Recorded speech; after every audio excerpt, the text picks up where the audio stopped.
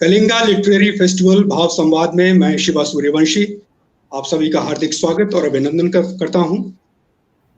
आज हम एक किताब के ऊपर चर्चा करने के लिए उपस्थित हुए हैं और उस किताब का नाम है डायनेमिक डीएम। और आज हमारे साथ जो मेहमान हैं जिन पर ये किताब आधारित है और जिन्होंने इसे लिखा है, उनके लेखक और सह लेखिका हमारे साथ उपस्थित हैं। तो हम स्वागत करते हैं आईएएस डॉक्टर हीरालाल जी का, जिनके ऊपर ये किताब आधारित है, और सह लेखिका कुमुद वर्मा जी का। हीरालाल जी डीएम रह चुके हैं पूर्व में बांदा उत्तर प्रदेश में डीएम रह चुके हैं, और इस किताब में उन्होंने अपने उन प्रशासनिक अनुभवों के बारे में लिखा है जिस पर हम चर्चा करने जा रहे हैं। डीएम का अर्थ होता है डिस्ट्रिक्ट मजिस्ट्रेट, लेकिन हीरालाल सर के संबंध में डीएम का जो अर्थ होता है वो है डायनेमिक मैन, और इसीलिए इस किताब का नाम रखा गया डायनेमिक डीएम। और साथ में जो सहलेखिका हैं कुमुद वर्मा जी, उनको ग्लोबल इंस्पिरेशनल वुमन का अवार्ड मिल चुका है और कई सारे अवार्ड्स मिले हैं, और उन्होंने, अगर मैं सही हूं तो अब तक उनकी 8 किताबें प्रकाशित हो चुकी हैं, जो कि कुछ कविता संग्रह हैं, कुछ अध्यापकों से संबंधित किताबें हैं। तो जब हम किताबों पे बात हो रही है तो किसी ने कहा है कि किताबें बिना किताबों का कमरा बिना आत्मा की शरीर की तरह है, और किताबें मन का वो भोजन है जिसे जितना खाया जाए भूख उतनी ज्यादा लगती है। इसलिए इस कलिंगा लिटरेरी फेस्टिवल भाव संवाद में आज हम किताब पर चर्चा करने जा रहे हैं। और सबसे पहले हम जिन पर ये किताब आधारित है, डॉक्टर हीरालाल जी, उनसे हम ये जानना चाहेंगे कि आपको कब और क्यों लगा कि आपका जो प्रशासनिक अनुभव है वो एक किताब के रूप में आना चाहिए। बहुत बहुत धन्यवाद, और बहुत अच्छा लग रहा है कि कलिंगा फेस्टिवल के इस फोरम पे हम लोग इस जो ये डायनेमिक डीएम नाम की किताब है उसकी चर्चा कर रहे हैं। देखिए, जो आपका क्वेश्चन है, स्ट्रेट फॉरवर्ड में क्वेश्चन पे आता हूँ कि मेरे दिमाग में क्यों आया, कैसे आया। देखिए, जब मैं बांदा में था तो मुझे बहुत लोगों ने कहा कि साहब ये जो है, जो आप सारा काम कर रहे हैं, इसको कहीं ना कहीं डॉक्यूमेंट करिए। सामान्यतः डॉक्यूमेंटेशन, इस तरह का जो डॉक्यूमेंटेशन है होता नहीं है, वो रिपोर्ट टाइप की बनती है। तो हमने बांदा में एक इनोवेटिव बांदा नाम की एक बुकलेट बनवाई थी, और वो बुकलेट में उसका डिटेल था, कुछ फोटोग्राफ थे और कुछ अखबार की कतरन, ऐसे 20-25 जो अच्छे काम थे उसका एक मतलब इनोवेटिव बांदा के नाम से बुकलेट बना।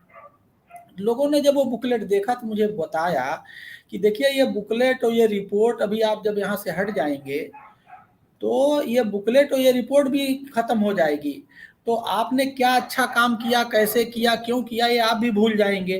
तो इसको किताब के रूप में रखा जाए। और यही नहीं, मुझे ये भी लोगों ने इंस्पायर किया कि इस पर फिल्म भी बननी चाहिए। उसमें एक शिवाजी फिल्म वाले, चूंकि ये फिल्मी दुनिया से हैं, इन्होंने मुझे फिल्मी दुनिया के लिए भी इंस्पायर किया कि जनता के सामने अच्छे काम आने चाहिए, चाहे वो बुक के रूप में हो चाहे फिल्म के रूप में। तो ये बुक का जो आइडिया आया वो इस तरह से आया। एक देवाशीष दास गुप्ता जी हैं जो कि IIM में प्रोफेसर है मार्केटिंग के, वो मेरे मैनेजमेंट गुरु हैं। मैंने उन्हें बांदा कई बार बुलाया, वो मुझे मैनेजमेंट पे सिखाते हैं, बताते भी हैं। तो बेसिकली उन्होंने इनिशिएट किया, और बहुत सारे लोगों ने कहा ये बात, तो मुझे अपील किया, और आज किताब हम लोगों के सामने डायनेमिक डीएम नाम की किताब बेस्ट सेलर के रूप में पिछले 2 महीने से चल रही है। जी, तो ये प्रभात प्रकाशन की किताब है डायनेमिक डीएम। तो मैं कुमुद वर्मा जी के पास जाना चाहूंगा। कुमुद जी, आप इस किताब से कैसे जुड़ी? मैं अहमदाबाद इंटरनेशनल लिटरेचर फेस्टिवल से भी जुड़ी हूँ। डीएम साहब 1-2 बार मॉडल गांव पे चर्चा करने के लिए वहां आए, और मैं अक्सर समाज के लिए ही लिखती रहती हूँ। मैंने जब इनको सुना तो मैंने फेसबुक पे फॉलो करना शुरू किया। 2 साल तक करीब मैंने इनको फॉलो किया, मुझे लगा काम अच्छा है, इसके बारे में लोगों को बताया जाना चाहिए क्योंकि ये मोटिवेशनल है। मैं एक पुस्तक उस समय लिख रही थी, भारत गौरव, जिसमें करीब मैंने 8 लोगों के कामों का संकलन किया है, जिसको एक दस्तावेज के रूप में प्रस्तुत किया है। उसमें करीब 10 पेज मैंने आपके काम के बारे में लिखे, लेकिन मुझे अंदर से लग रहा था कि ये जो सामने आया है, ये बहुत, मतलब एक तरह से सतही चीजें हैं जो मैं आम जनता के सामने रख रही हूँ। And work looks like an iceberg, जो 10% दिख रहा है और नीचे करीब 80-90% होगा। तो मैंने धीरे धीरे जानना शुरू किया। मैं उमा जी से भी बात करती रहा करती थी, तो उतने में मुझे पता चला कि एक पुस्तक तैयार करने की कोशिश की जा रही है। जब मुझसे पूछा गया तो मैंने तुरंत हाँ कर दी, क्योंकि मेरे हिसाब से मैं काफी कुछ स्टडी कर चुकी थी। लेकिन जब काम हुआ तो वो बहुत विस्तृत था और करीब 3000 पेजों का संकलन मेरे पास आ गया जो काम हुआ था। उसके अलावा 300 वीडियो आए, इसके साथ ही कुछ ब्लॉग्स मैंने पढ़े, और फिर जब जो संकलित हुआ वो आपके पास पहुंचा है डायनामिक डीएम के रूप में। जी, इससे पहले कुमुद जी, आपने जो किताबें लिखी हैं वो ज्यादातर अध्यापकों पर और अध्यापन पर आधारित है। जैसे आपने लिखा है कि अध्यापन का इंद्रधनुष, अध्यापक कैसे बने। अब आपने इस किताब में जो काम किया है वो एक आईएएस के ऊपर आधारित है। ये उसमें सामंजस्य कैसा, अध्यापन से सीधा आप एक आईएएस के ऊपर आ गई? मैंने 15 साल तक स्कूल चलाया है जी। कोई भी आप काम करते हैं, अगर आप उसको एंजॉय कर रहे हैं तो आप उसमें इन्वॉल्व रहते हैं। तो यहाँ पर एकदम नॉर्मली कड़ी जुड़ जाती है एक आईएएस ऑफिसर से जो उसी तरह काम कर रहा था। एक जब आप स्कूल रन कर रहे हैं तो ऐसी छोटी छोटी प्रॉब्लम्स आती हैं जिन पे आप मंथन करते हैं। आप अपने अध्यापकों के लिए, आप अपने स्टूडेंट्स के लिए सॉल्यूशन लाते हैं।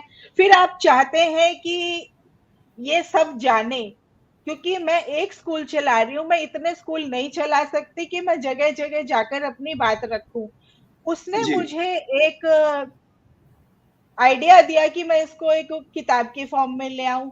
ऐसे क्योंकि मैं काम कर चुकी थी और जब मुझे डॉक्टर साहब के बारे में, उनके कामों के बारे में पता चला और वो मौका भी मेरे सामने उपलब्ध था, तो मैंने इसको ले लिया। Very good. Doctor Hiralal sir, पूर्व मुख्य सचिव आलोक रंजन जी ने, पूर्व मुख्य सचिव उत्तर प्रदेश शासन आईएएस आलोक रंजन जी ने इस किताब की प्रस्तावना लिखी है और इस प्रस्तावना में उन्होंने लिखा है कि हीरालाल जी एक अलग तरह के अधिकारी हैं। तो ये अलग तरह का क्या अर्थ है? अब इसका तो उत्तर वही अच्छा बेहतर दे सकते हैं। मैं केवल गेस के आधार पे, मेरी उनसे जो, चूंकि वो किताब बहुत लिखते हैं, 3-4 किताबें लिखे हैं, और चूंकि वो प्रशासन पे ही, गुड गवर्नेंस और गवर्नेंस पे ही किताबें लिखते हैं, तो मैं उनसे अक्सर मिला करता हूँ किताब के सिलसिले में, क्योंकि ये मेरी पहली किताब है और ये शुरुआत है। अभी मुझे आगे और किताब लिखनी है, तो मैं उनसे गाइडेंस और मिलता रहता हूँ। देखिए, इस किताब को माननीय गवर्नर महोदया उत्तर प्रदेश आनंदीबेन पटेल मैडम ने लिखा है, अपना आशीर्वाद दिया है, और प्रस्तावना आलोक रंजन सर ने दिया, और 3 मुख्य सचिव और कुल 4 मुख्य सचिव ने लिखा। ये यूनिक है। जैसे कि आपके जो है पांडे सर, जो इस समय इलेक्शन कमीशन में जो चीफ सेक्रेटरी थे, अनूप पांडे सर, उन्होंने लिखा। राजीव कुमार सर जो एक्स चीफ सेक्रेटरी थे, जो अब रेरा में है अध्यक्ष, उन्होंने लिखा। और वर्तमान chief secretary Shri DS Mishra sir ने लिखा।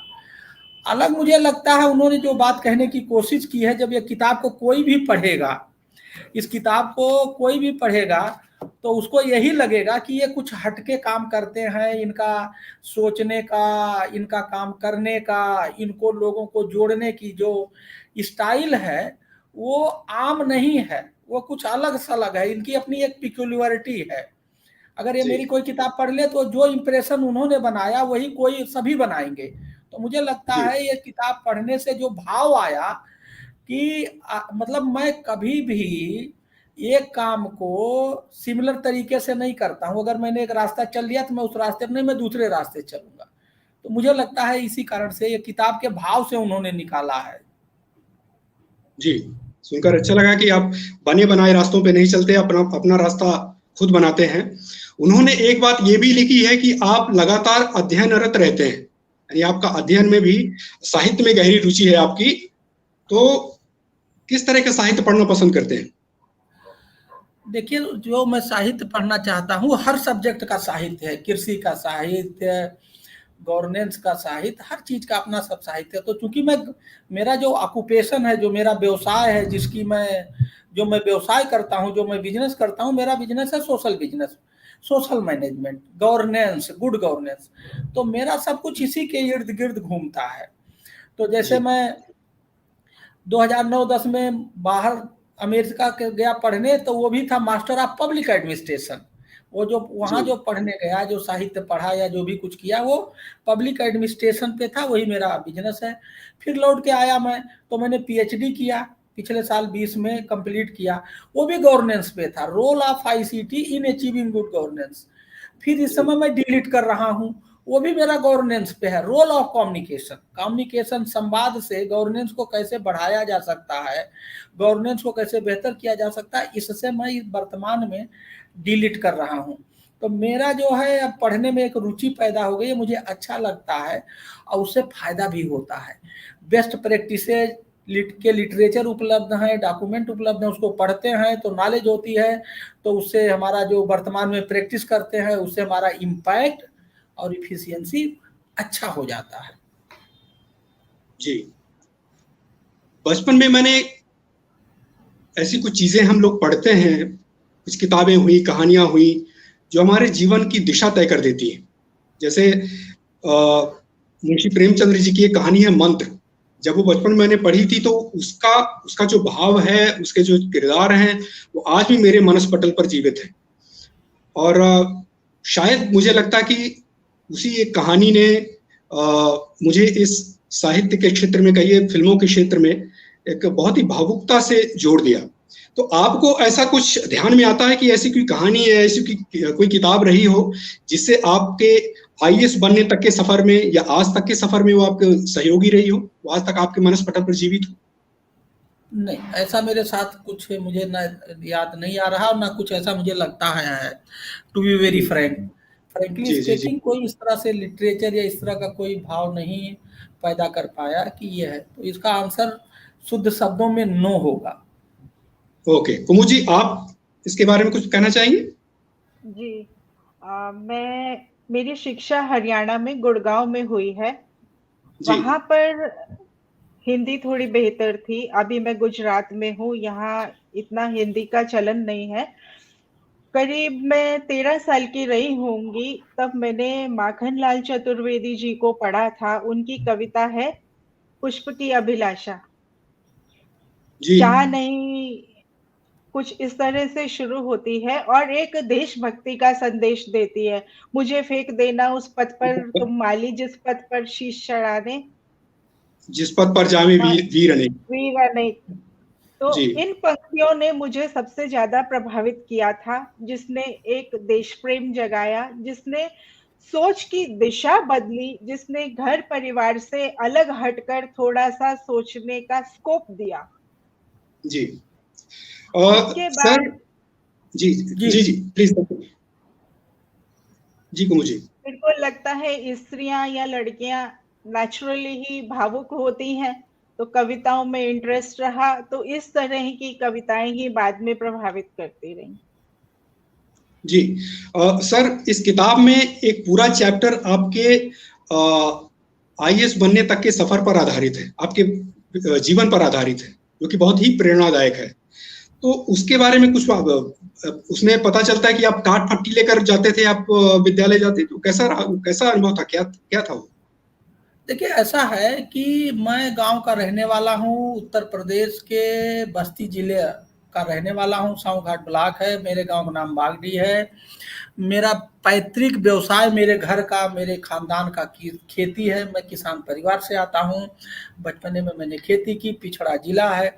तो प्राइमरी में मैं पढ़ा, तो उस समय प्राइमरी में क्या होता था, टाट पट्टी बैठने के लिए टाट पट्टी सरकारी आता था, लेकिन वो 2 मिलते थे और चाहिए 10, तो मैक्सिमम हम लोग बोरा लेके जाते थे। और कितनी अच्छी बात होती थी, आज किसी से झाड़ू लगवा लो स्कूल में तो दिक्कत, साहब पूरा स्कूल झाड़ू लगा करके पूरा स्कूल का कैंपस साफ करता था, फिर हाथ धुल करके अपने अपने बोरे पर बैठते थे और पढ़ते थे, उसका मजा ही कुछ अलग था। तो वही वो टाट पट्टी, हमने ये सब चीजें इसलिए लिखी इस किताब में, अपना जो बैकग्राउंड है, और उसमें मैंने कोई चीज छिपाई नहीं। अगर मैं किसान का बेटा हूं तो मैंने बताया मैं किसान का बेटा हूं। अगर मैंने कभी जिंदगी में पैसे की कमी महसूस की थी फैमिली में, मैंने लिखा है। वो इसलिए लिखा है कि आज के डेट में 80% तो गांव में रहते हैं। जैसे मैं डायरेक्शन लेस था, मनी लेस था, पावर लेस था, मैं लेस ही में मेरा जीवन था। और अगर एक लेस वाला आदमी यहाँ तक पहुंच सकता है, तो ये किताब वो चैप्टर पढ़ करके ये इंस्पिरेशन ड्रा कर सकता है, एक पावर इम्पावर्ड हो सकता है कि मेरी तरह वो भी हो सकता है, भले ही वो लेस वाले में है, ना उसके पास पावर है, ना पैसा है, ना डायरेक्शन है, लेकिन इन सबके बावजूद वो भी आईएएस बन सकता है, क्योंकि मैं बन चुका हूं, मैं उदाहरण हूं। इसीलिए मैंने इस कहानी को बिना कुछ छिपाए ओरिजिनलिटी में लिखा। जी, आप आईएएस बनने से पहले ही नेम प्लेट बना लिए थे? नेम प्लेट पे लिख दिया था आपने आईएएस, ऐसा वो क्या था? नहीं, देखिए वो नेम प्लेट आईएएस का नहीं, एक्चुअली हुआ क्या, ये बड़ी इंटरेस्टिंग कहानी है, ये मेरे दिमाग में ही था। होता क्या था कि जब मैं इंटर में इम्तहान दिया तो हम लोग 3 लोग थे, दूधनाथ यादव, राजेश दुबे जी, और तीसरे नंबर पे मैं था। उन दोनों का इंटर में सिलेक्शन हो गया, ठीक है, और मेरा सिलेक्शन नहीं हुआ। और जब हम वहाँ तैयारी करते थे तो एक कृषि के टीचर थे, उनका बेटा था शैलेंद्र मित्तल साहब, उनका इंजीनियरिंग में कर रहे थे। तो जब कोई चीज़ सपना देखने लगो तो उसमें वो अपना सपना, तो मैं कभी कभी अपना नाम लिखता था हीरालाल और नीचे लिखता था बीटेक, और खूब बढ़िया अकेले में उसमें प्लेजर ड्राइव करता था। ये कहानी इस तरह की कुछ है। और मतलब क्या हुआ, एकांत में कभी बैठे हैं और लिखा अपना नाम, क्यों, मेरा पहला सपना था बीटेक करना, इंजीनियरिंग का।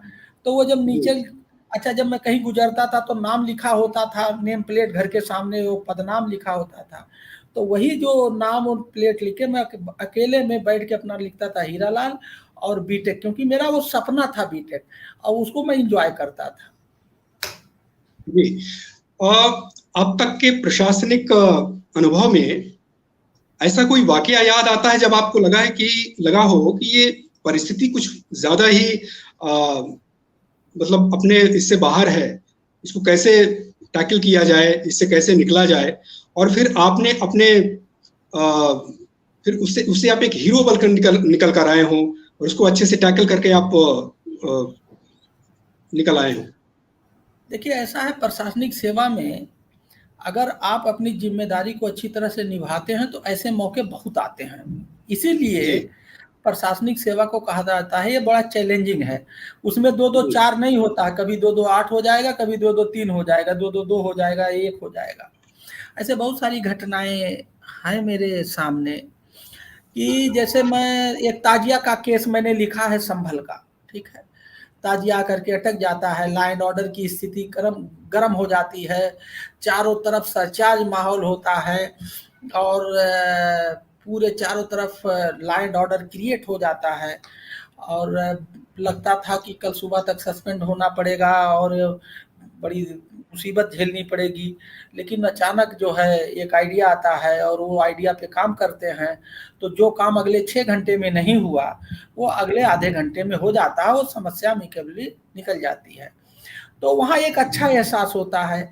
इसी तरह से एक घटना है संभल का ही, हयात नगर थाने का, दोपहर का वाकया है। मैं खाना खा रहा था, दोपहर में खाना खाने जा रहा था, तभी पता लगा कि हयात नगर एसओ को, मतलब हिंदू मुस्लिम का एक प्रकरण हो गया है जमीन को लेकर के, और हयात नगर एसओ को घेर लिए हैं, और रोड के दोनों तरफ, एक तरफ हिंदू है, मुस्लिम है, और रोड पे है, 10,000 की भीड़ है, और बड़ा लॉ एंड ऑर्डर दिक्कत है।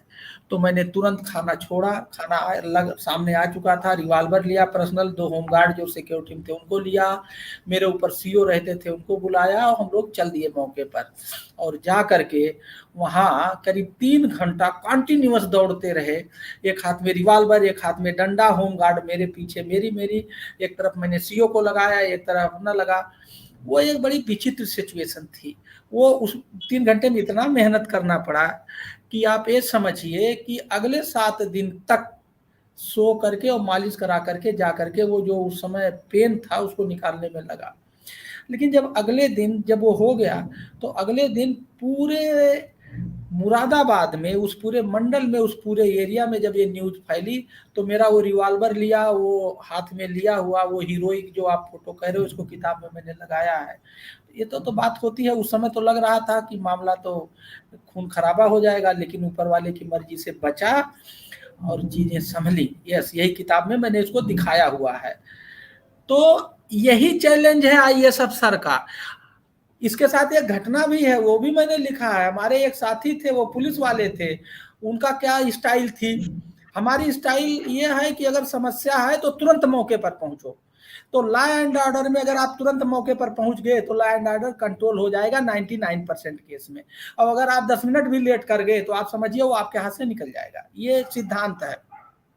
हमारे वो जो पुलिस के उच्चाधिकारी महोदय थे, नाम नहीं लूंगा, और पूरा संभल जाता था। वो तिल का ताड़ बनाना और ताड़ को उच्चाधिकारियों के सामने रखना। अब वो तिल तो था, ताड़ तो था नहीं, तो बाद में कहते थे देखिए हमने संभाल लिया। उन्होंने इसमें भी वही फंडा अपनाया। 5 मिनट का रास्ता और सेट पे चिल्लाते रहे, मैं आ रहा हूं, मैं पहुंच गया हूं, मैं चल रहा हूं, ये वो, जिससे कि वो सेट में पूरा जनपद सुनता रहा। और जब 2 घंटा 2.5 घंटे बाद वो कंट्रोल में आ गया तो पहुंच करके और यहाँ लाठी पटकना, वहां करना, नाटक करना, जिससे कि उनका फोटो खींच जाए। हम लोग सभी लोग जानते हैं, सब लोग समझते थे, पूरा संभल जानता था। जनता है, सब जानती है। हम लोग गलतफहमी मत रहा कि आईएएस है और जनता को मूर्ख नहीं समझना चाहिए। तो अगले दिन उनका फोटो कहीं नहीं छपा। फोटो खिंचवाए डंडा पटक उटक के, छपा मेरा ही फोटो, मेरे सीओ का फोटो, पूरा पेज न्यूज में छपा। तो देखिए उनकी वो स्टाइल है, वो अब रिटायर कर गए हैं महोदय, ठीक है, और मेरी ये स्टाइल है। तो इस दुनिया में ये शंकर जी की बारात है, सब तरह के लोग हैं और सबकी अपनी स्टाइल है। जी, जैसा आपने कहा कि इस प्रोफेशन में 2 और 2 4 नहीं होता, कई बार 2 और 2 8 भी हो जाता है। आईएएस पीसीएस की दुनिया बाहर से देखने में ठाट बाट वाली लगती है, लेकिन जैसा कि आपने अपना अनुभव शेयर किया कि जिस तरह से हम आपको परिस्थितियों को संभालना पड़ता है, वो बहुत ही कष्टदायक और प्रेजेंस ऑफ माइंड वाला कार्य होता है। फिल्म और टीवी से जुड़े हुए लोग भी आपके बहुत प्रशंसक हैं। हमने सुना है कि बांदा में आपने जो भारत के महान कॉमेडियन, बहुत बड़े कॉमेडियन राजू श्रीवास्तव जी, आपके आग्रह पर उन्होंने कुछ कार्यक्रम किया था। हाँ, देखिए मैं आपको बताऊं, जब मैं बांदा में था तो मैं क्या करता था कि पब्लिक ओपिनियन, देखिए हमें पब्लिक पार्टिसिपेशन बढ़ाना है। जनता की सहभागिता से, जनता की अगुवाई से और जनता के सहयोग से ही मैं काम करता हूँ, जनता के लीडरशिप में। तो अगर जनता को जोड़ने के लिए, जनता को समझाने के लिए बहुत सारे मीडियम बैठक करते हैं, हम लोग ऐड देते हैं, पेपर में न्यूज छपवाते हैं, मीटिंग करते हैं, जनसभा करते हैं। तो ये जो बड़े बड़े कलाकार होते हैं, हमने ये सोचा इनको भी जोड़ो गवर्नेंस में, और गवर्नेंस में जोड़ करके इनके कला के माध्यम से अपना गवर्नेंस बढ़ाओ। तो जब हम बांदा में थे तो हमने ये प्रयोग किया कि ये जो पानी का अभियान, पानी बचाओ अभियान, वाटर कंजर्वेशन चला रहे थे, तो हमने काफ़ी हीरो हीरोइन और लोगों को चिट्ठी लिखा, कोशिश किया कि आप लोग आइए और हमारे इस पानी कंजर्वेशन में जनता के सामने अपनी बात रखिए और आपका ये कला का फायदा मिले। तो मैं आपको बताऊं, मैंने कई लोगों का अप्रोच किया, लेकिन सब लोग पैसा मांग रहे थे। इसमें हमारे पास कोई है जगह, कलेक्टर के पास पैसा होता नहीं। तो राजू श्रीवास्तव जी फ्री में आए, पूरा दिन रहे और उनको बहुत अच्छा लगा हमारा ये प्रोग्राम। उन्होंने पानी बचाओ पे लोगों को खूब हंसाया, गुदगुदाया, उनके दिमाग में घुसे कि पानी बचाओ। उनको लेके हम गए, केन आरती कराए। पहले तो उन्होंने हाथ से कभी की, पूरे जनपद के लोग थे वहाँ, ठीक है। उसके बाद फिर हम उनको केन आरती, बगल में था, केन आरती कराए। फिर एक और संगम था 2 नदियों का।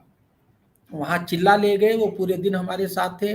मैं श्री राजीव श्रीवास्तव जी के बारे में एक चीज़ कहूँगा, लोग कुछ भी कहते हो किसी के बारे में, लेकिन उन्होंने हमसे पैसा नहीं लिया, पूरा दिन दिया और दिल से काम किया, कोई दिखावा नहीं। तो मैंने उनको केवल एक प्रशंसा पत्र एज ए कलेक्टर भेजा है। मैं उनका इस माध्यम से धन्यवाद करता हूं और मैं अपील भी करता हूं, ये जितने फिल्मी कलाकार हैं उनके बारे में ये कहा जाता है कि बिना पैसे के वो काम नहीं करते हैं, लेकिन मेरा भ्रम राजू श्रीवास्तव जी ने तोड़ा। ऐसे और फिल्मी कलाकारों को सामाजिक कार्यों में आगे आना चाहिए और फ्री ऑफ कास्ट काम करना चाहिए, ये मेरा उनसे विनम्र अनुरोध है। जिससे कि जो टैग लगा है कि बिना पैसे के वो लोग कोई काम नहीं करते हैं, ये टैग टूटे। मतलब मैं ये व्यक्तिगत तौर पे जो मैंने सुना, हो सकता मेरी बातें सही ना हो, गलत हो, क्योंकि मैंने भी बहुत लोगों को अप्रोच किया और प्रोग्राम में, तो सब जगह से यही आया कि बिना फाइनेंस के, बिना पैसे के लोग आपका ये काम नहीं करेंगे। तो उसमें मुझे केवल एक एक्सेप्शन मिले, क्योंकि मैं बहुत सारे प्रोग्राम कर रहा था, मैं न्यूट्रिशन पे काम कर रहा था, जेल सुधार पे काम कर रहा था, वुमन डेवलपमेंट में काम कर रहा था, फार्मर इनकम इंक्रीज पे काम कर रहा था। तो मैंने कई कोशिश की, लेकिन मुझे कोई सफलता मिली नहीं। केवल एक सफलता मिली फ्री ऑफ कास्ट की, वो श्री राजू श्रीवास्तव की जल संरक्षण में। जी कुमु जी, आप कविताएं लिखती हैं, आपका कविताओं का संग्रह है, तो कविता और गद्य में सामंजस्य बिठाना आपके लिए मुश्किल था या आसानी से हो गया ये? कविता जो है वो भावों का प्रवाह है जी। वो एकदम से आती है उछलती हुई, कभी वो छंद में होती है, कभी अछांदस होती है। वो भाव आपने कागज पे लिखा और बात खत्म हो गई। जो गद्य है वो निरंतर बहता है। आपने जैसे ये इसी किताब को ले लीजिए, आपने काम शुरू किया, आपने एक स्ट्रक्चर बना लिया, एक ढांचा तैयार कर लिया। जब तक उस ढांचे को बनाकर परिपूर्ण रूप से आप उसको सामने खड़ा नहीं कर देंगे, तब तक आपको चैन नहीं आता। कविता क्षणिक है, आपने लिख ली, उसके बाद में आप उसमें मात्रा गणना करके छंद बिठा लो, कभी भी बिठा लो। अब मुझे याद है, अभी एक कविता मैंने 2 तारीख को लिखी और मुझे टाइम नहीं मिला 15 दिन तक। कल मैंने उसको पूरा मात्रा गणना करके उसको ठीक से लिख दिया। लेकिन जब मैं इस गद्य पे काम कर रही थी, मुझे नहीं ध्यान, मैं जब तक किताब खत्म की हो मेरे दिमाग में शांति थी। बस एक ही टारगेट था, कुछ छूटना नहीं चाहिए। जो जिसके बारे में लिख रही हूँ उसको ये नहीं लगना चाहिए कि इस बात को महत्वपूर्ण बता दिया और इसको कमतर आका है। इसमें एक सामंजस्य होना चाहिए घटनाओं में। तो ये विचार चलते रहते थे। गद्य लिखना बहुत जिम्मेदारी का काम है, कविता सहज है। जी हीरालाल साहब, ये किताब किस वर्ग के लोगों को ध्यान में रखकर लिखी गई है? क्या ये सिविल सर्विस की तैयारी करने वाले बच्चों के लिए भी लाभप्रद है? देखिए, जो ये किताब है ये गवर्नेंस पे आधारित है, सुशासन, गुड गवर्नेंस, और दुनिया में हर आदमी इससे प्रभावित है। सरकार सब कुछ कंट्रोल करती है और गवर्नेंस करती है, और उस गवर्नेंस से सबका जीवन बेहतर बनाती है, खुशहाली लाती है, धनी बनाती है। यही मेन बेसिक है सिंपल भाषा में। तो इसीलिए इसका टैगलाइन है, सहयोग से सुशासन और सुशासन से समृद्धि। सहयोग से सुशासन, पब्लिक पार्टिसिपेटरी गवर्नेंस, और through good governance prosperity. We need to acquire prosperity through good governance. तो देखिए, पीएम, सीएम और डीएम, ये 3 पोस्ट ऐसा है जो सबके नजर में रहता है, क्योंकि जानते हैं गुड गवर्नेंस यहीं से होता है, ठीक है। लेकिन गुड गवर्नेंस या गवर्नेंस की एक जो सबसे छोटी इकाई है वो है परिवार। हर परिवार में गवर्नेंस होता है और वहाँ का गवर्नेंस भी गुड गवर्नेंस होनी चाहिए। जैसे भारत सरकार का गवर्नेंस गुड गवर्नेंस होना चाहिए, स्टेट गवर्नमेंट का गवर्नेंस गुड गवर्नेंस होना चाहिए, जिले का गवर्नेंस गुड गवर्नेंस होना चाहिए। इसी तर्ज पे एक परिवार का भी गवर्नेंस गुड गवर्नेंस होना चाहिए। उससे क्या फायदा होगा? उस परिवार का हर आदमी खुशहाल होगा, उस परिवार का हर आदमी धनी होगा, उस परिवार का ओवरऑल वो उस धनी हो जाएगा। तो परिवार के भी गवर्नेंस को गुड गवर्नेंस में बदलना चाहिए। तो अगर इस नजरिए से आप देखो तो ये किताब हर परिवार के लिए उपयोगी है, हर व्यक्ति के लिए उपयोगी है, एक बात। और जो तैयारी कर रहे हैं उनके लिए तो ये उपयोगी नहीं, जो भी इसके आगे महा उपयोगी या उपयोगी, सबसे उपयोगी, जो भी कुछ सुटेबल वर्ड हो उसके सामने आप जोड़ करके लागू कर सकते हैं। क्यों? इसलिए ये जो चीजें इसमें लिखी गई हैं ये सब practical, tested, tried and verified with documentary evidence किताब में उसको लिखा गया है। मान लीजिए मैं आईएएस की तैयारी कर रहा हूँ, ये क्वेश्चन आ गया कि बताइए पानी की समस्या पूरे देश में, विदेश में, ग्लोबल समस्या है, इसको आप कैसे हल करेंगे? हमारा चैप्टर पढ़ लें, बहुत सटीक उत्तर मिलेगा। प्लास्टिक एक बहुत बड़ी समस्या हो गई तो हमने उसके बारे में भी लिखा है। बच्चों को कैसे आगे बढ़ाएं इसके बारे में। तो ये प्रैक्टिकल सामाजिक समस्याओं का सामाजिक प्रैक्टिकल समाधान ये किताब बताती है। इसलिए जो तैयारी करते हैं उनके लिए ये बहुत उपयोगी है। और इसका एक पेपर है उसमें इसी तरह क्वेश्चन आते हैं। जी, स्टार्टअप और इनोवेशन ये जो शब्द हैं वो बड़े शहरों तक मुझे लगता है सीमित है। छोटे शहरों में, छोटे कस्बों में स्टार्टअप और इनोवेशन आज भी वो कुछ किताब की बातें हैं। और इस स्टार्टअप इनोवेशन को जो आपके किताब में भी जिसकी चर्चा है वो आपने डीएम रहते हुए बांदा में लागू किया, वो कैसे संभव हुआ? देखिए मैं आपको बताऊं, ये बात तो सही है कि स्टार्टअप इनोवेशन अपनी पकड़ शहर तक तो बना पाया है, वो भी बहुत अच्छा नहीं बना पाया। मैं तो बहुत अच्छा नहीं मानूंगा अभी मुझे व्यक्तिगत तौर पे, क्योंकि मेरे एक्सपेक्टेशंस बहुत हाई रहते हैं। और देहात में तो बिल्कुल नहीं है। तो सरकार ने साइंस एंड टेक्नोलॉजी डिपार्टमेंट के सहारे, भारत सरकार और स्टेट गवर्नमेंट ने हर जिले में जिला विज्ञान क्लब बनाए हुए हैं। इस जिला विज्ञान क्लब का मकसद ही यही है कि जो इस तरह से साइंटिफिक बातें, स्टार्टअप इनोवेशन को बढ़ावा दिया जाए। ये जिलाधिकारी की अध्यक्षता में जिला इस कमेटी क्लब है, ठीक है, जिला साइंस क्लब है और इसको डीएम साहब संचालित करते हैं। तो हमने जो बांदा में काम किया वहाँ एक मिस्टर सनी थे, तो वो पर्सनल लेवल पर को कोऑर्डिनेटर था जिला इसका साइंस क्लब का, और वो बहुत अच्छा काम करते थे। देखिए उन्होंने मेरे पास आए, उन्होंने जो काम किया था मुझे दिखाया, तो मुझे लगा कि ये क्लब तो अच्छा काम कर रहा है और कहीं न कहीं इसके पीछे ड्राइविंग फोर्स मिस्टर सनी है। और मिस्टर सनी मृतक आश्रित में जल निगम में एक बाबू के पोस्ट पे काम कर रहा था। मैंने उससे समझा, बूझा और कहा, तो हमने कहा यार ये तुम अच्छा काम कर रहे हो, इसी को और आगे बढ़ा देते हैं। तो ये वहां से हमने ये बात को शुरू किया। और लखनऊ में उसके 1 साल पहले 3 दिन इंदिरा गांधी प्रतिष्ठान में बहुत बड़ा आयोजन हुआ था। तो मैंने वहाँ संपर्क किया और जो साइंस टेक्नोलॉजी काउंसिल है लखनऊ में डालीबाग में, उनके लोगों को संपर्क करके ये लखनऊ को ही रिप्लिकेट करने की हमने कोशिश की। लेकिन हमारा वाला लखनऊ वाले से भी अच्छा हुआ, क्योंकि लखनऊ में केवल 75 स्टार्टअप इनोवेशन आए थे पूरे देश से, हमारे में 135 आए थे। तो हम ये चाहते थे कि लोगों को, बांदा के लोगों को, देहात के लोगों को मैं ये बता सकूं कि कैसे चीज़ों का सरल, सहज और अच्छा समाधान पाया जा सकता है स्टार्टअप इनोवेशन से। तो ये मंशा थी। जी, रहीम दास जी कहते हैं कि रहीमन पानी राखिए, बिन पानी सब सून। तो आपकी किताब में भी इसकी चर्चा है, आपने भी थोड़ी सी चर्चा की अभी इसके बारे में।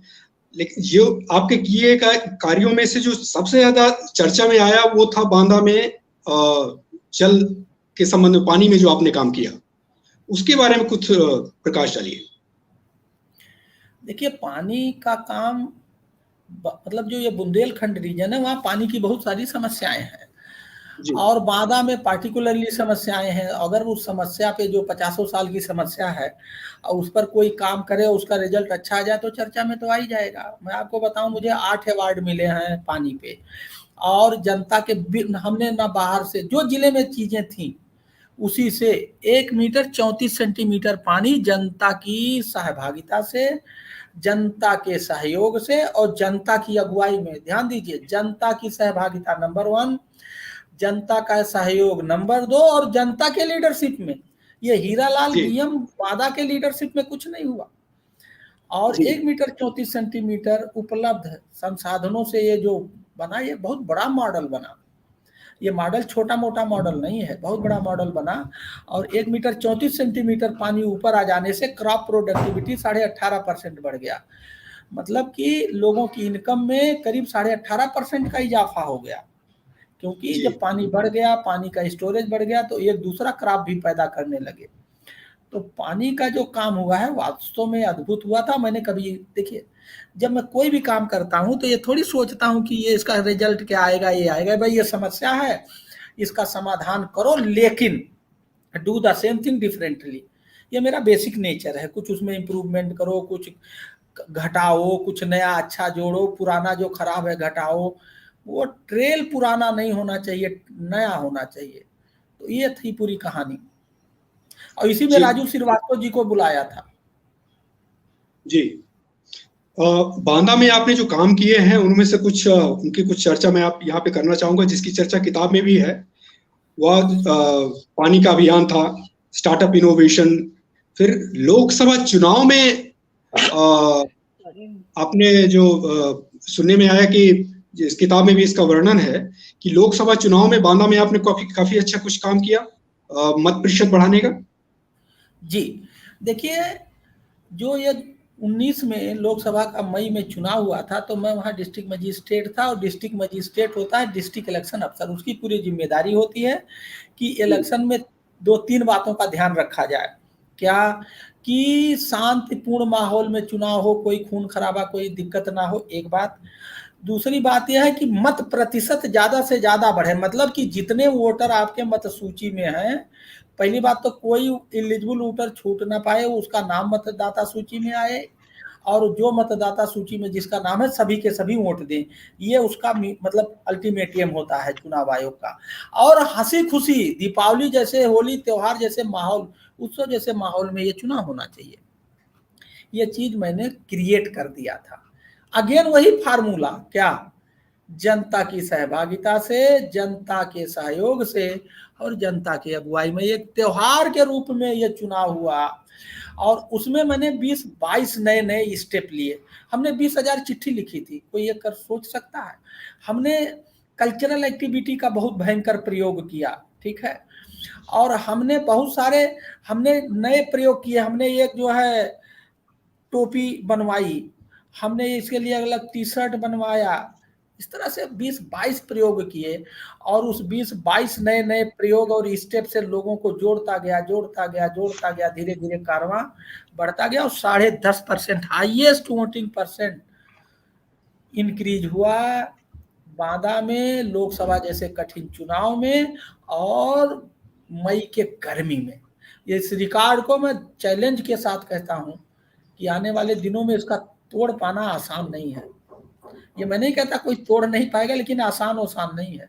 अभी जो विधानसभा यूपी का चुनाव हुआ, ठंडी जैसा माहौल था, और लोकसभा से विधानसभा चुनाव आसान होता है, परसेंटेज घटा।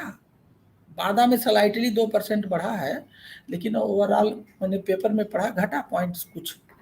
तो ये मेरे लिए बड़े, और इसी में माननीय प्रधानमंत्री जी ने 25 अप्रैल 2019 को जब बांदा आए थे प्रचार करने अपने कैंडिडेट का, भाजपा का, तो उन्होंने करीब 1.5-2 मिनट हमारे इस अभियान की तारीफ किया।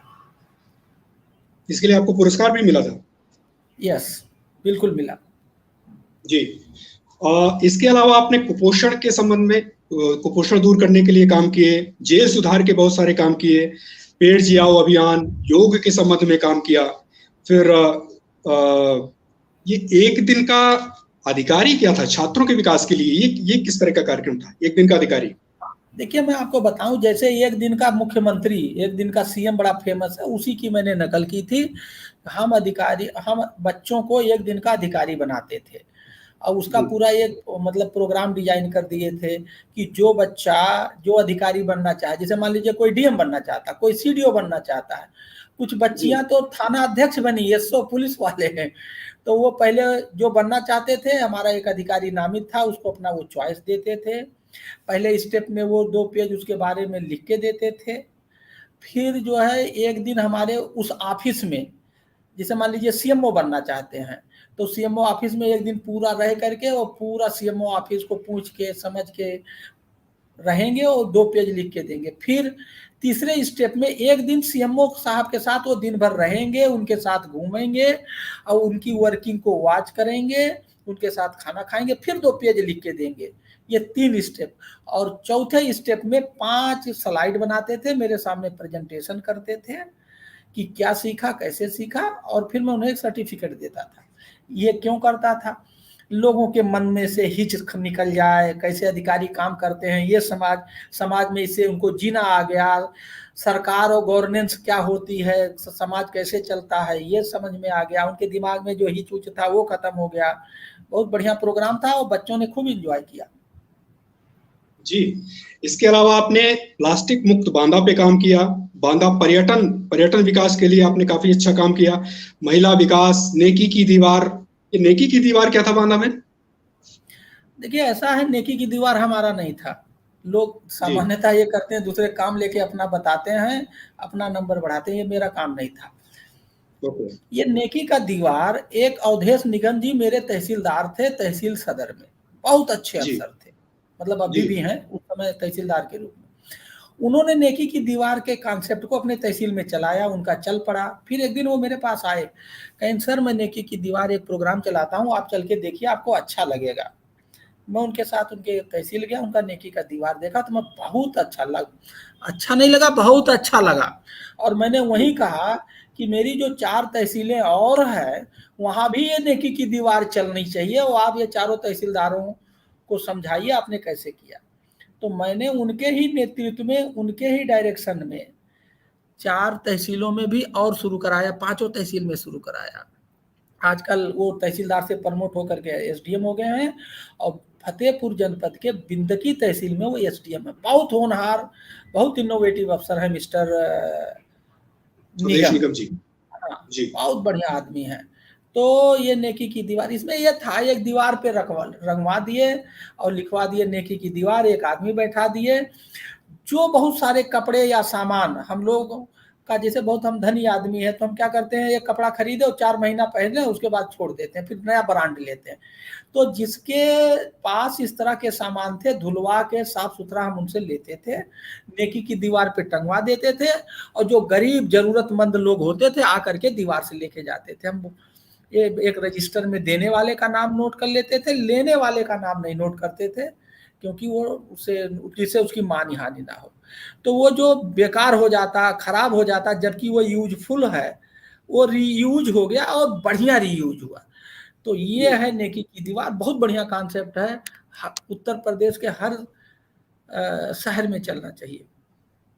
बांदा में जिलाधिकारी रहते हुए आपको डायनेमिक डीएम का तमगा मिला, डायनेमिक डीएम से लोग आपको संबोधित करने लगे, और इनोवेटिव आपके आइडियाज को लोग ज्यादा प्रशंसा करने लगे। वहीं से लोगों को पता चला कि आप कितने इनोवेटिव हैं। तो आपने जितने सारे काम जो मैंने अभी गिनाए और इनका वर्णन इस किताब में भी है, डायनेमिक डीएम में। तो बांदा में जिलाधिकारी रहते हुए आपका अनुभव कैसा रहा? मेरा अनुभव तो बहुत अच्छा रहा। मेरा तो मतलब, मैं तो बांदा के प्यार में जो है, जो कहते हैं ना, किसी से प्यार हो जाना, बांदा से मुझे प्यार हो गया।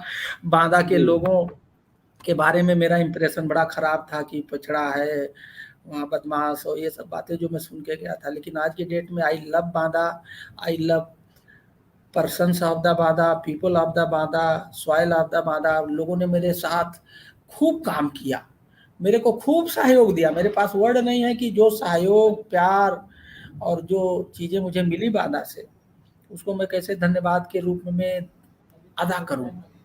अभी भी बांदा का कोई भी व्यक्ति यहाँ आता है तो मेरे पास आएगा, मेरी चाय पिएगा, मेरे साथ फोटो खिंचाएगा और तब जाता है। इतना प्यार, वो तो हटने के बाद ही पता लगता है आपकी अहमियत की। अदरवाइज सीट पे जब आप बैठे हैं ना, कलेक्टर साहब हैं, तो हर आदमी जी हाँ करता है। हटने के बाद अगर जी हाँ करे तब समझो बात ठीक है।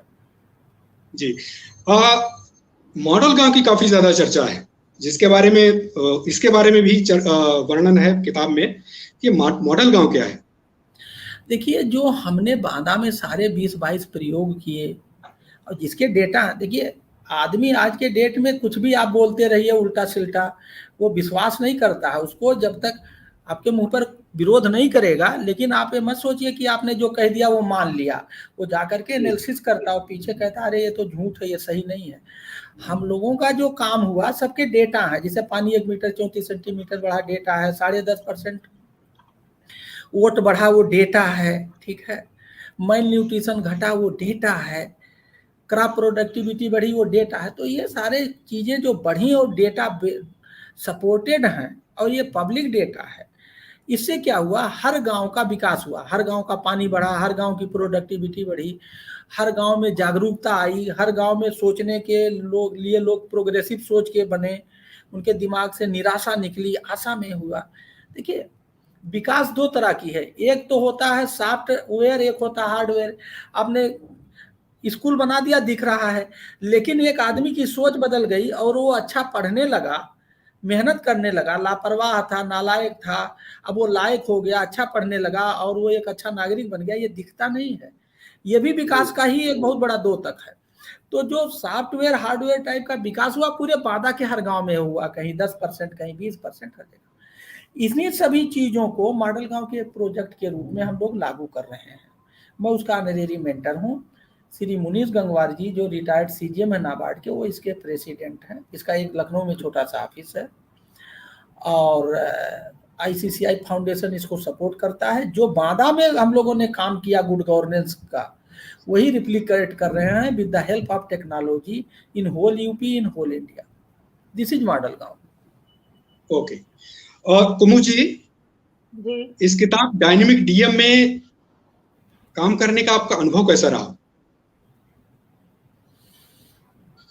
व्यक्तिगत अनुभव जो मेरा रहा वो मैंने एक कविता के रूप में डॉक्टर साहब पे लिख दिया है। आपकी आज्ञा हो या आप अनुमति दें तो मैं पढ़ दूं? बिल्कुल स्वागत है। ये है हमारे डायनेमिक डीएम। जिंदगी के हर रंग को जी भर के जिया है मैंने, जिंदगी के हर रंग को जी भर के जिया है मैंने, जिल्लते जहर को भी मस्ती से पिया है मैंने।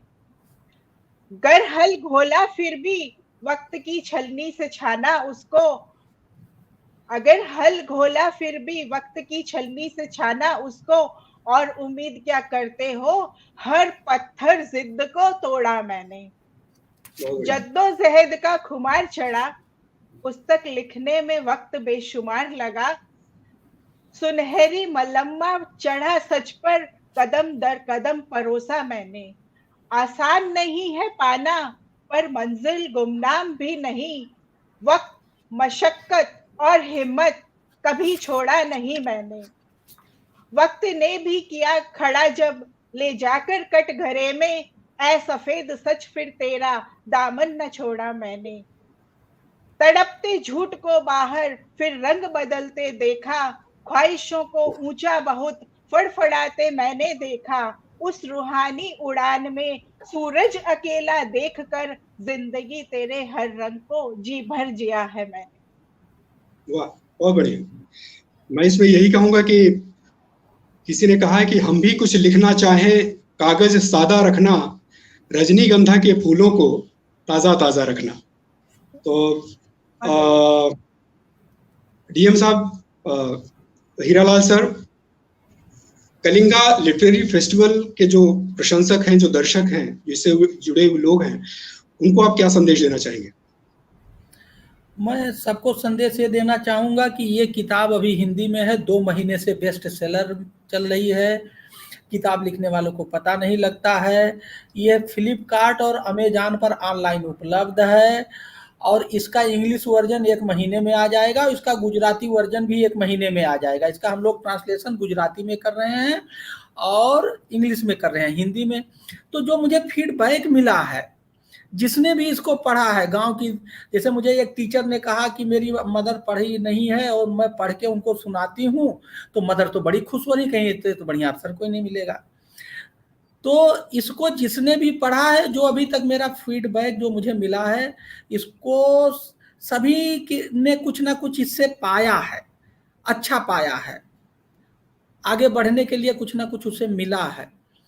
तो जो भी हमारे दर्शक हैं, आप लोग हिंदी पढ़ सकते हैं तो हिंदी पढ़िए, नहीं पढ़ सकते हैं तो अभी जल्दी ही इंग्लिश पढ़ सकते हैं, इंग्लिश पढ़िए, गुजराती पढ़ सकते हैं, गुजराती पढ़िए, और बहुत जल्दी ही 1 महीने के अंदर इंग्लिश हो जाएगा।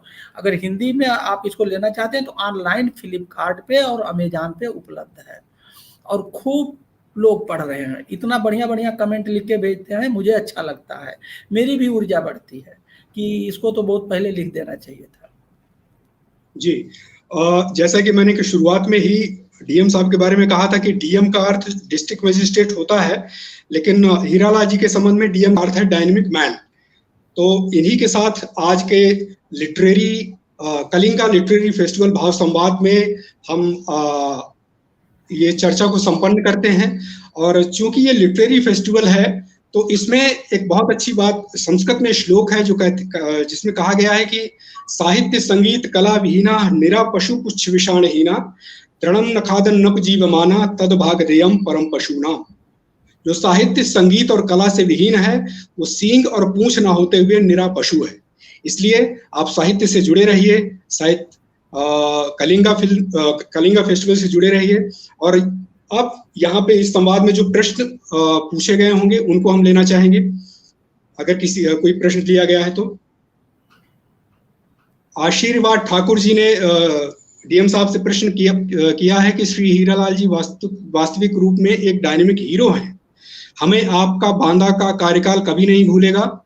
आपने बांदा को जो ऑक्सीजन पार्क, केन आरती, भूजल आंदोलन आदि कार्यों का जो संपादन किया वह आज बांदा जनपद को देखने को मिलता है। सादर नमस्कार।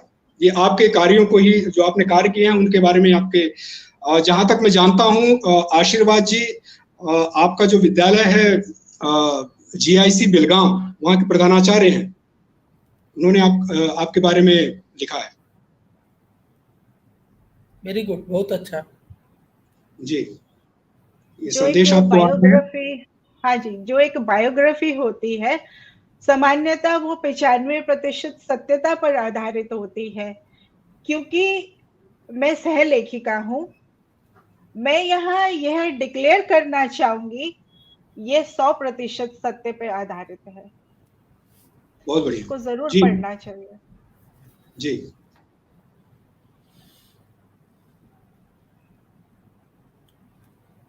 तो मुझे लग रहा है क्वेश्चन बहुत है नहीं, या कुछ इस तरह दिख रहा है।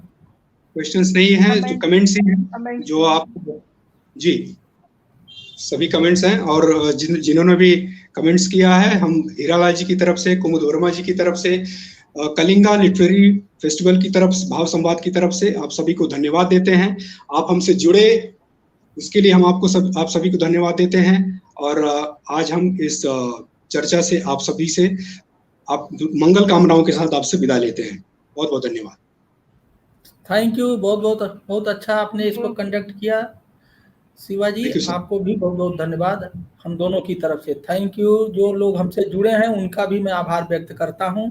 हमें वो दिखाई तो नहीं दे रहे हैं, लेकिन वो सब बहुत लोग जुड़े होंगे, क्योंकि ये 3-4 जगह ट्विटर पर, फेसबुक पे और अन्य जगहों पे स्ट्रीम हो रहा है, बताया गया। धन्यवाद, थैंक यू, नमस्कार। Thank you.